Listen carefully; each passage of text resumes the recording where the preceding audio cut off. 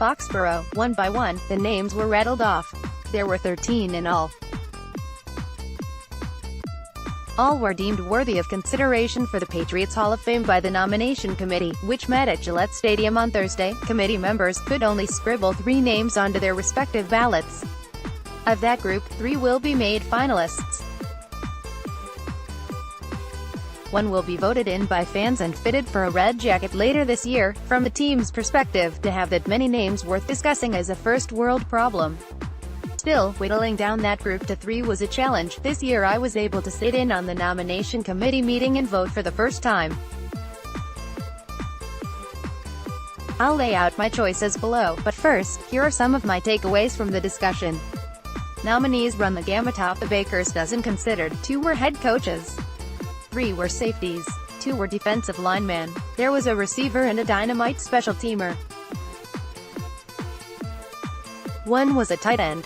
1 played tight end occasionally and often scored when he did. 3 players won multiple championships early in Bill Belichick's tenure. 1 won 1 in his last season with the team. 2 made 2 Patriots All-Decade teams for their contributions during the 1970s and 1980s. Names from the 1960s and 1990s were represented as well. Here were the nominees: Julius Adams, Larry Eisenhower, Chuck Fairbanks, Tim Fox, Russ Francis, Rodney Harrison, Fred Marion, Lawyer Malloy, Randy Moss, Bill Parcells, Richard Seymour, Mosey Tupu and Mike Vrabel. Fairbanks, 2013, Marion, 2012, Parcells, 2011, 2012, 2014, Seymour, 2017, 2018, and Vrabel, 2016, 2017, 2018, have all been named finalists in the past but were not chosen by fans. Adams, Francis, Harrison and Tupu have all been nominated in the past but none have made it to the fan vote. Leon Gray, finalist in 2013 and 2015, was voted into the Hall on Thursday by the Senior Selection Committee. Nomination committee members host cutting all these names down to one final trio for fans to pick from. The 10-person senior committee includes Patriots Director of Football Research Ernie Adams, the ultimate sounding board for these discussions considering he spent 1975–78 with the Patriots under Fairbanks and then returned with Belichick in 2000.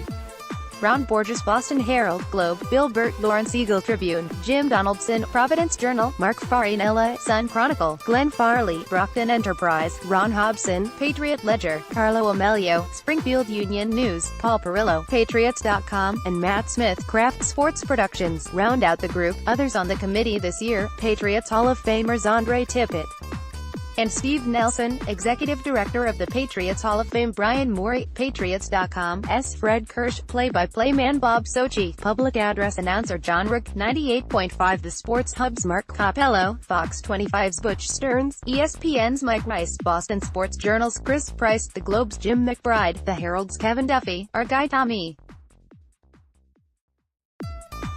Curran and myself.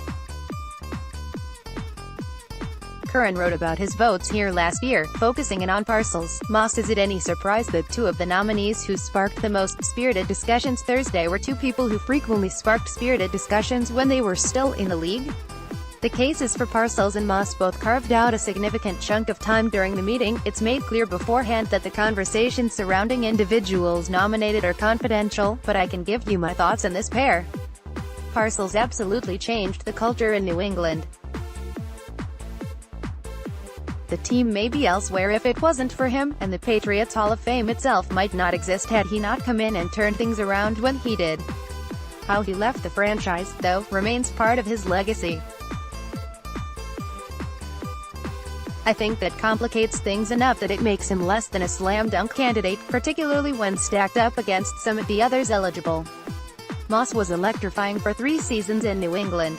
I think that sometimes gets forgotten because his 2007 was so otherworldly. But he had 1,000-yard seasons in 2008 with Matt Castle, and 2009 to go along with his record-breaking first year with Tom Brady.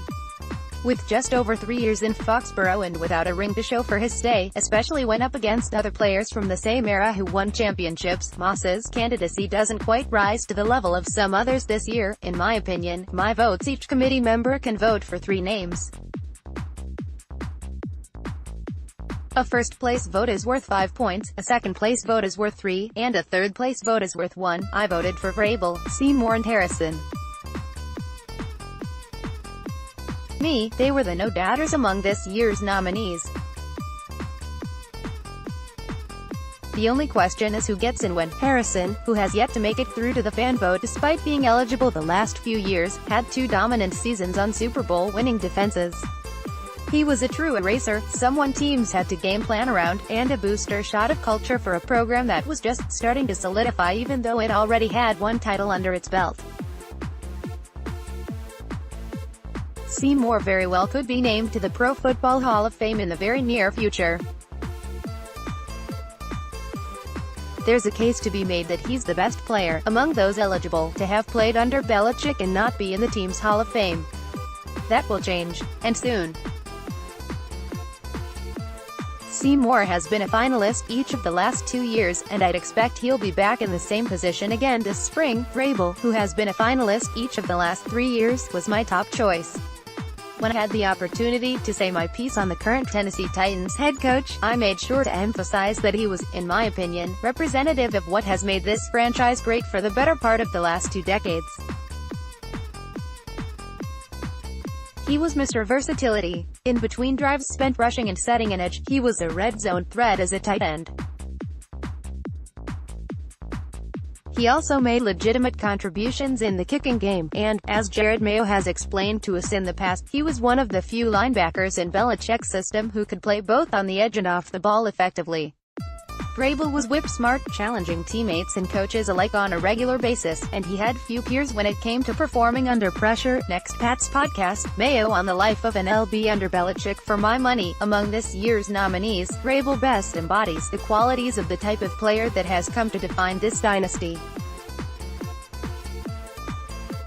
But I don't have final say. You do. Votes will soon be tallied and 3 finalists announced. That announcement is expected to be made later this month, with the fan vote opening up online soon thereafter. Click here to download the new My Teams app by NBC Sports. Receive comprehensive coverage of your teams and stream the Celtics easily on your device.